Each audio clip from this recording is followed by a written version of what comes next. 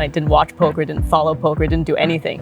It's the PokerNews Podcast. Hey, ladies and gentlemen, welcome to episode 952 of the PokerNews Podcast. I am Chad Holloway at the World Series of Poker Europe in Prague with the first ever winner of the World Series of Poker Europe, Annette Obrestad.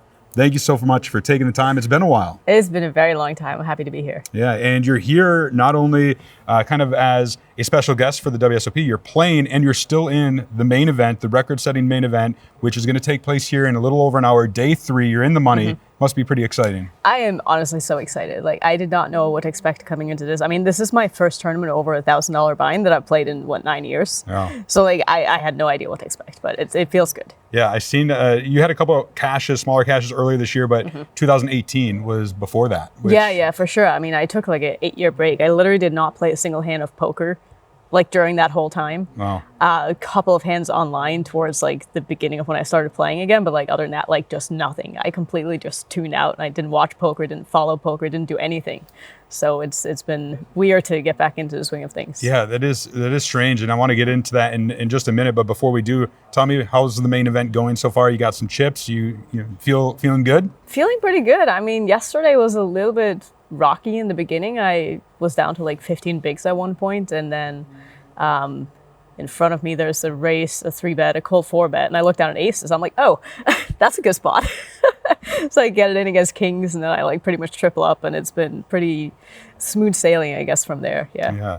I'm looking at the numbers. Record setting, as I said, it's the most entries in a 5K buy-in in European history, 2,617, 71 different countries represented. There's going to be 2 million euros to first place. It's actually a little less than you. I think yours was like 2.01. Yeah, something like that. Yeah, because it was the largest cash for a female player, dethroning Annie Duke back in the day. Right. Yeah, no, that was a sick record to beat. Yeah, it was. So it's kind of crazy. 2007, you won it a day before your 19th birthday. I talked to Jeff Madsen. He won Player of the Year when he was 21. You know, kind of like you've spent half your life as like the World Series of Poker European champion. Dude, it's shocking to me that record still stands. Like, I'm still the youngest to have a bracelet. Like, Yeah. I thought for sure like some young Scandi kid would like beat that in a couple of years. You know, it's just like 20 years later, here I am, right? Yeah. Like, how? That is crazy. You gave a shuffle up and deal. Good luck to everybody in the main except for when you're playing against me, of course. I hope you lose. Yeah, let's just get this party started. Let's shuffle up and deal. How did you end up here in the first place? Were you like, I'm going to go back to the WSOP Europe? Did they reach out to you? How did it all happen? So actually kind of a funny story, because you were saying you saw I had a couple of small caches. I played the Orleans tournament. It was a 150. And then I had someone from Poker.org who had a friend who saw that I'd cashed in that tournament. And so they wanted to do an interview with me, being like, hey, are you back to playing again? So I did an interview with them, and then they got me in touch with the WSOP who wanted to talk to me. And they reached out, and we had like a little Zoom call and whatnot. And they're like, we want to send you to Prague and play in the tournament. I'm like, excuse me?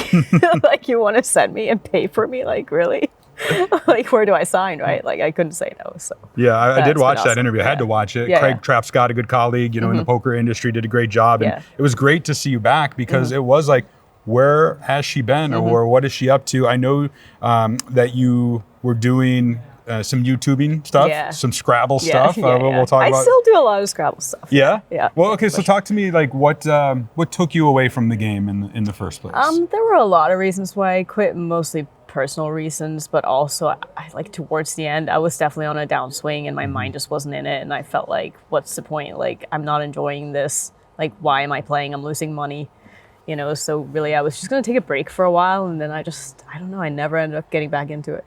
Yeah, I mean, it's not uncommon for poker players. I was looking through some results from back in the day, so to speak, and I was like, oh yeah, whatever happened to this player? And like you said, off the air, like, life happens. Right. For different things for different people. But the good thing about poker, I think, is like, it's always there. There's always going to be another poker tournament. Yeah. And also living in Vegas too, like, it's been there for me the whole time, and I just haven't taken advantage of it, I moved to Vegas for like 2.5 years, thinking I was going to play like a crazy amount, but you didn't. It was there all the time, so I just never really did. It's funny how that works. Like, when it's there, you don't care, but when it's not there, like, that's when you seek it out, right? How does it feel being back in terms of like the strategy of the game now? Because like back in 2007 when you won, like you were ahead of the curve, big time. Right. You know, super aggressive. The fabled story where you won an online tournament without ever looking at your cards, just the one time I believe you looked at it. I looked one time. But like, how are you feeling now? You feel you're still got it compared to today's competition? I mean, it's hard to say. Like, it's so early still. Yeah. I don't know. Like, I do feel like the game has changed a little bit. And I got that question on day one, like early on day one, like, how do you feel now compared to before? And I was like, I didn't feel like too many things had changed from what I had seen, but having played for 2 full days, I definitely see like small things that people are doing that they weren't really doing before when I used to play. But they're also not concepts that I'm not familiar with. So I feel like maybe people are just like catching on. Like, I don't know. Maybe I was doing those things before people were doing it. And now I'm like, everyone's doing it. You mentioned you still do a bit of competitive Scrabble, which I thought was interesting. And I did hear about that when it was happening. How did you get into that world? And, you know, do you see any parallels between that world and the poker world?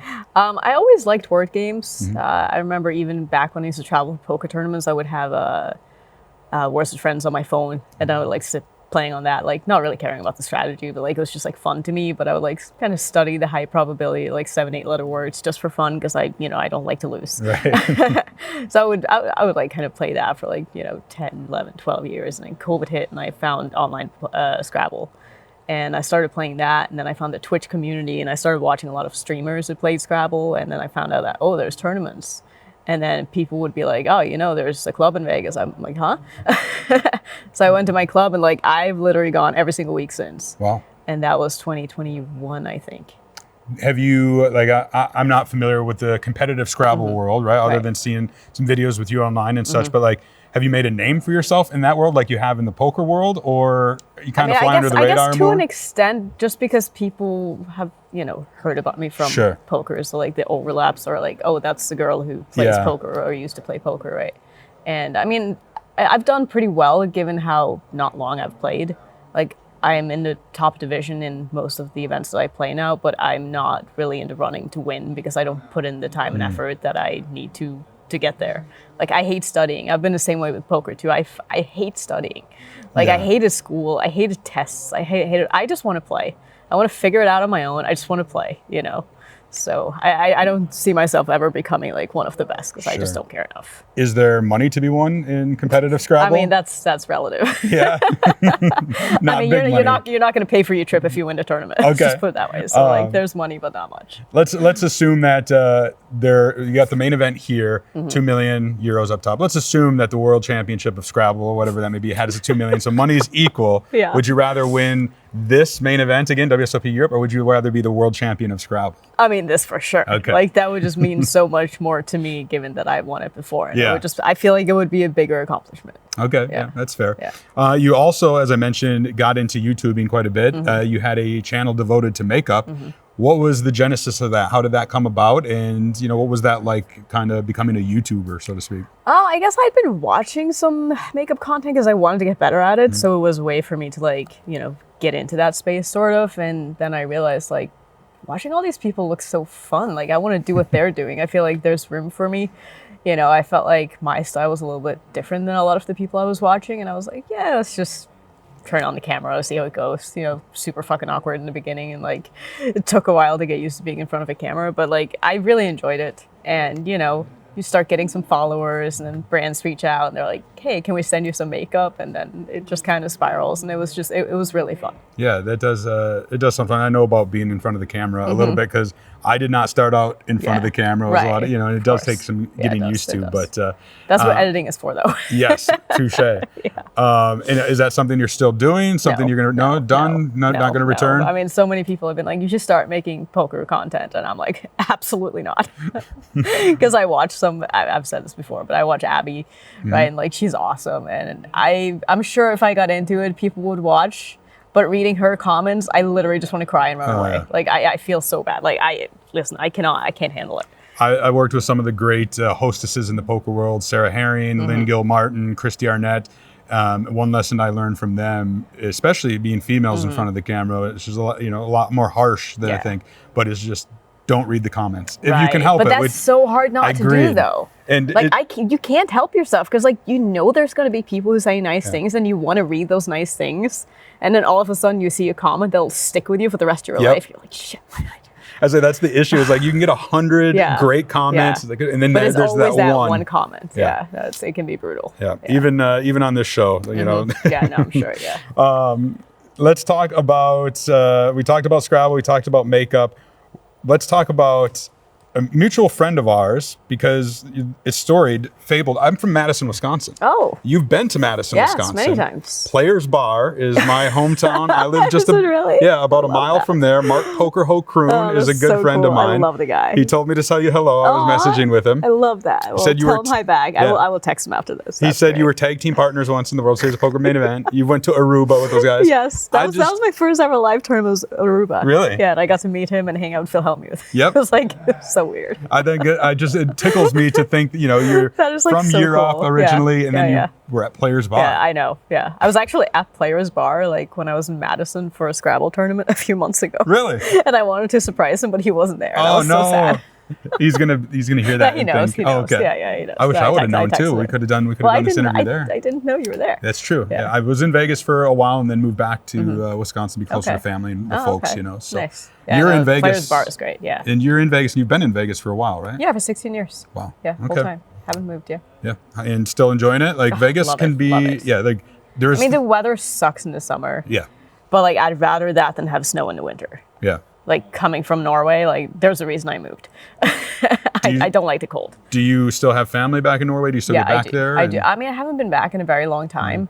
Just like things have happened and Sure. it just hasn't worked out. And like most of the time, people will come visit me in Vegas because they want to have a reason to go to Vegas. Yeah. So like, I don't have to go home, which is kind of nice. Yeah, that certainly makes sense. Yeah. So what's next for you in terms of, I guess, life a little bit, but poker as well? Like, are we going to see more of you? Are you going to be at the World Series in Vegas this summer?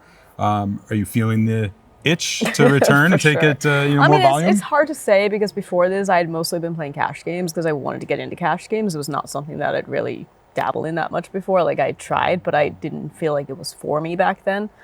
But now, I don't know. I want to do a little bit of both. Yeah. We're not talking like high stakes cash. I don't care to get on the streams or any of that stuff. I just kind of want to have fun.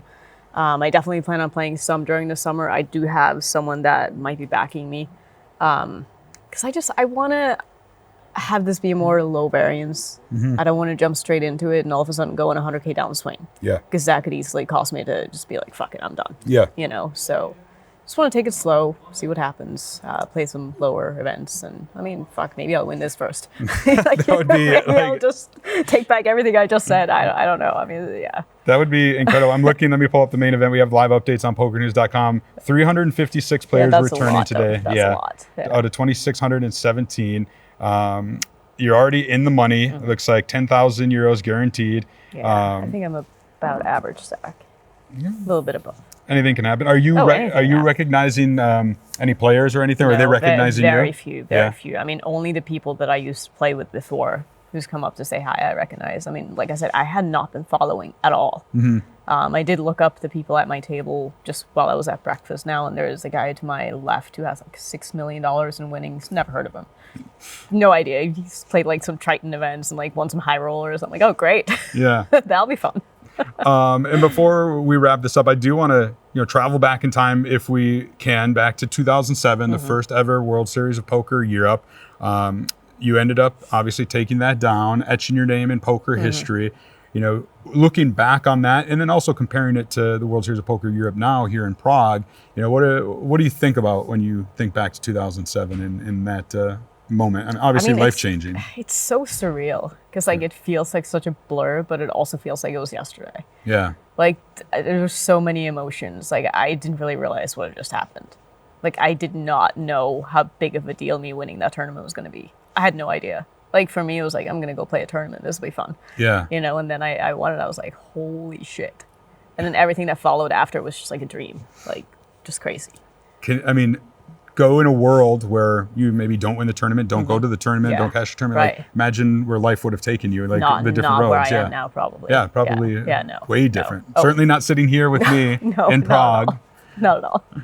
And how are you feeling about the World Series of Poker Europe experience now? You know, it's quite a bit different. GG Poker has the reins of the WSOP. We're now in Prague, but what are you thinking about the 2026 edition of the WSOP Europe? I've had a blast here. I think it's awesome. I mean, I've been to Prague before. I played an EPT here many years ago, like 15 years ago. And I never really got to experience much of Prague because just busy playing all the time.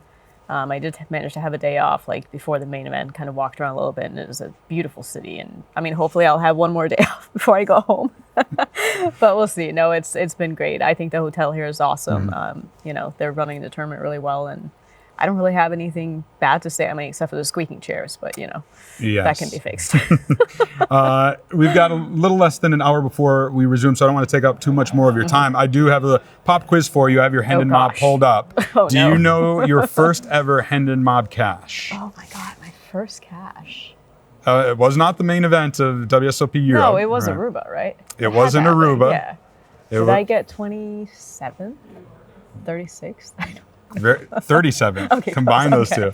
Yeah, 37th in the 2006 Ultimate Bet Aruba Poker Classic $5,000 championship event. Yeah. For 12K. Yeah. So that's your first ever. And you had Cash's EPT Monte Carlo Irish Poker Open, which I just came from. That was a lot of fun. Yeah, nice. I was there right before here. My first time. That was a fun tournament. Yeah. Yeah, highly recommend. And then EPT Barcelona, and then it was in London for your big main event champ. Let me see if I can pull. Do you know who you beat heads up? Do you remember that? In where? In for the 10K. Oh, what are you talking about? WSOP Europe. Oh, John Tabatabai. Yeah. Yep. Yeah, no, him and I became really good friends after that. Just like nicest guy ever. Like I wonder if he still plays. I don't know. I did look up his Hendon Mob. He did have some results in 2025, so he's at least still out there grinding somewhere. I'd love to get back in touch with him again. I mean, he's just like such a cool dude. Yeah. Well, maybe if he's watching or somebody who knows him that is. Yeah, no, that'd be awesome. Yeah. Yeah, hit me up. Awesome. Well, Annette, good luck here in the WSOP Europe 2026 edition. I personally would love to see you win it again. I know you would. To win it again. I'm sure there's a lot of other people, but it is really just great to see you back in the poker world. Yeah, it's been good to be back. Yeah, that's good to hear. All right, that's going to do it for this episode of the Poker News Podcast. We're doing 5 episodes in 5 days here at the WSOP Europe in Prague. This is number 2. It's been my honor to have you join us. And I don't think you got a big social media following, right? I don't want it. I don't want it. No, don't follow me. Don't follow me. Well, do us a favor though, like, subscribe, share this with your friends. And Annette, good luck today. Thank you so much. We'll be back tomorrow with a brand new episode. And until then, we'll keep a seat open for you.